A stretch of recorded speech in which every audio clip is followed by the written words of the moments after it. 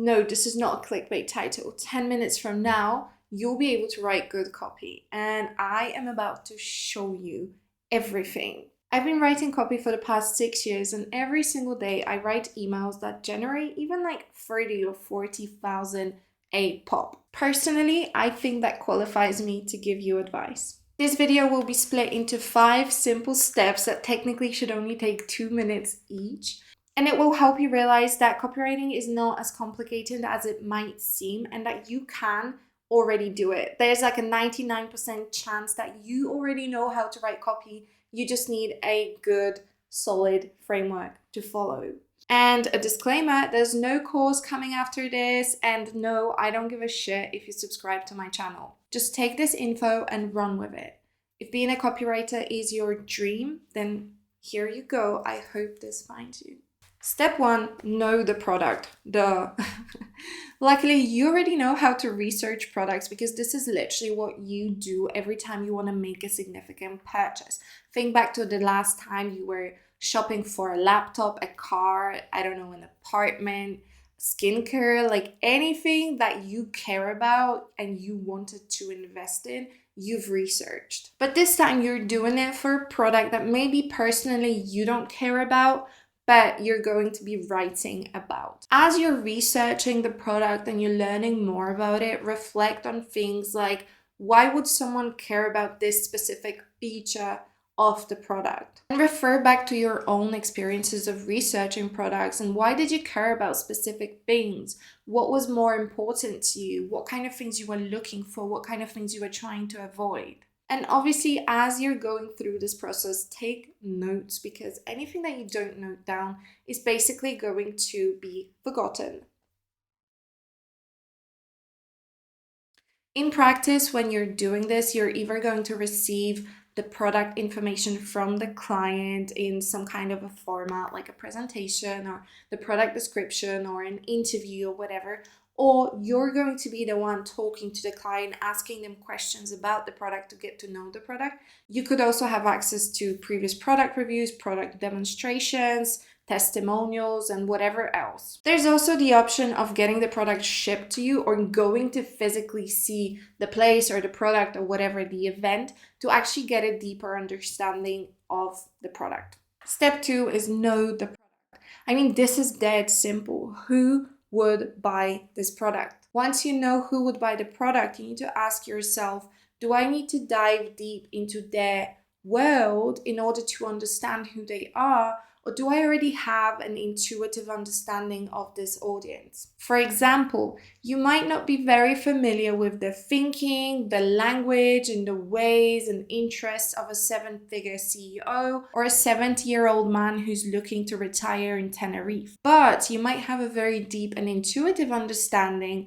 of a single mom who has a toddler or a 20-something guy that doesn't have a lot of confidence, or somebody who wants to lose weight. And most of the time when you have an intuitive understanding of an audience is either because A, you are the target audience, or B, you have already been in that world one way or another, whether that's through a close friend, a relative, or through having worked on a project like that. So basically you want to use common sense here. Do I understand them or do I need to understand them? Now you might be wondering, how do I get to know an audience that I have literally nothing in common with? The first thing that I would do is look at related products and see how those brands are talking to their audience to help you understand how you should be talking to them.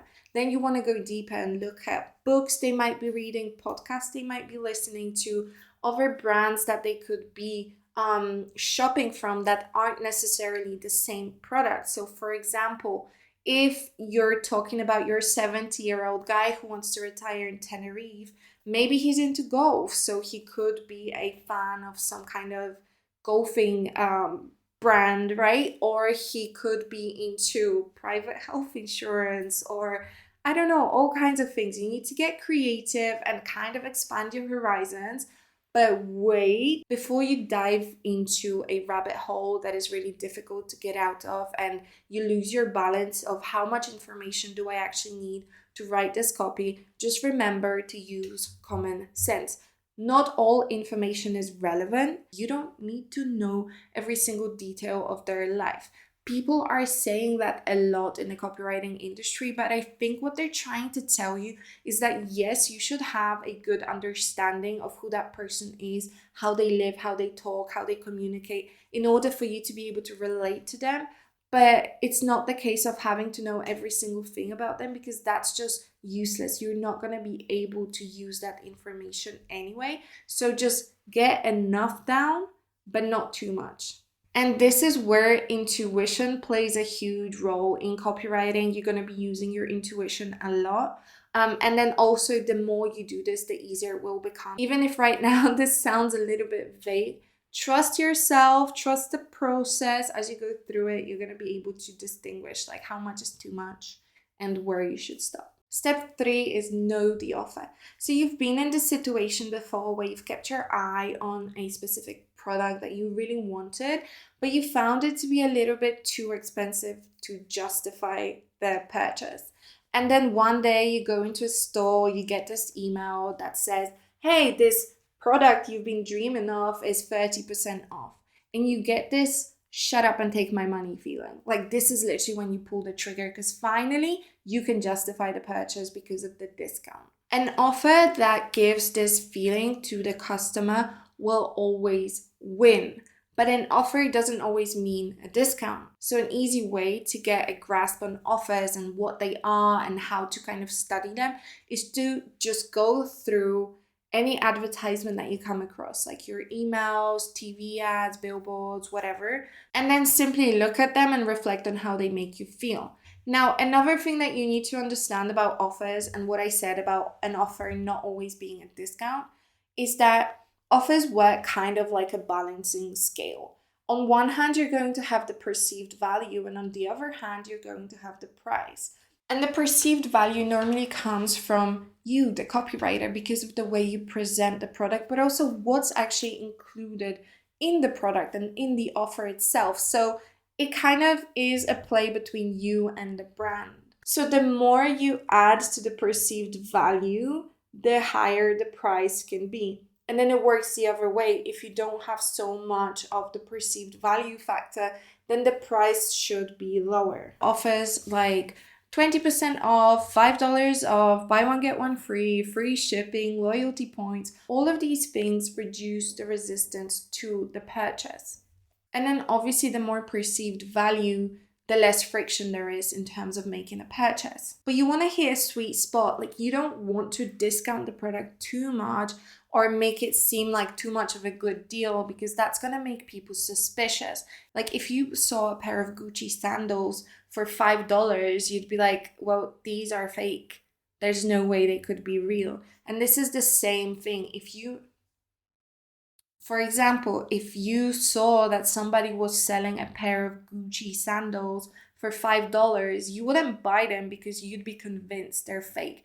Even if they showed you like the receipt and whatever else, you'd still question them and be like, there's something off about this because it's just too cheap.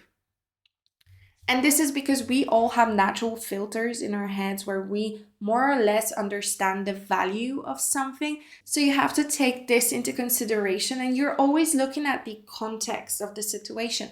And that's actually the next step, which is step number 4, know the context. So context refers to the general situation that kind of happens outside of what you've learned so far and kind of pulls everything together. For example, if you're writing for a cream that has collagen in it as the main active ingredient, when you do your context research, you might realize that actually there's a big debate and a little bit of controversy around collagen, because a lot of people have this understanding that collagen particles are too big to enter through the skin. Where you might also find that people are concerned with the source of the collagen, so maybe for specific reasons they're only looking for vegan collagen. Or you might find that this is a completely new thing and nobody knows this technology yet, and your brand is the brand that's going to be introducing this to the market. Knowing this context helps you understand how to communicate with the audience and what information you need to get to them and in what order.